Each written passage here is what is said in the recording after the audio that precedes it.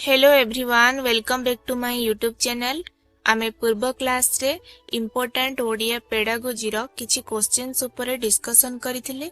चलंतु आउ किछि important Odia pedagogy रो questions ऊपर डिस्कशन करिबा। देखिबा फर्स्ट क्वेश्चन, पठन पिलांक पई काहे की आवश्यक? ज्ञान वृद्धि पई, सृजनात्मक लिखन पई, ना मन खोला कथा हेबा पई, ना मन देई गप सुनिबा पई। एहार सठिक उत्तर हेब ऑप्शन ए, ज्ञान वृद्धि पई। देखिबा नेक्स्ट क्वेश्चन, सो शिक्षण पिलांकर कोन विकास करिथाय? दुर्बल होई जानती, ना आत्मनिर्भरशील होइथांती, ना पर उपरे निर्भरशील होइथांती, ना भाषा ज्ञान धीरे धीरे कमी जाए। एहार सठिक उत्तर हेब ऑप्शन बी, आत्मनिर्भरशील होइथांती। उच्च प्राथमिक स्तर रे शब्द भंडार वृद्धि पाई केउ कार्यटी करा जिवो? तर्क करिबा, बही देखि लेखिबा, ना शब्द तालिका, ना वक्तृता देबा।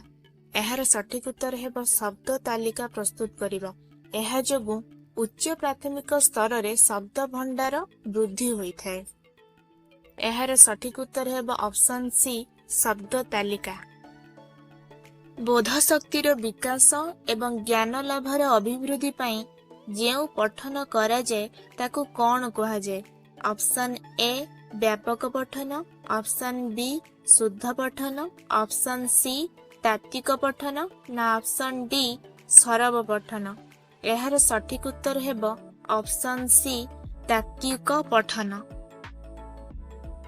श्रेणीर पाठ्यपुस्तक पठन केउ पठनर अंतर्भुक्त?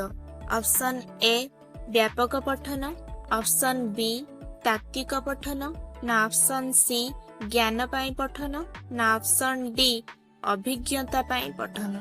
एहार सठिक उत्तर हेब ऑप्शन बी, तात्विक पठन, जहा श्रेणीर पाठ्यपुस्तक पठनर अंतर्भुक्त अटे। जदि यही भिडियोटा आपण मानकु भल लगी थे, वीडियो को लाइक करंतु, शेयर करंतु एवं सब्सक्राइब करंतु। रहिली जय जगन्नाथ।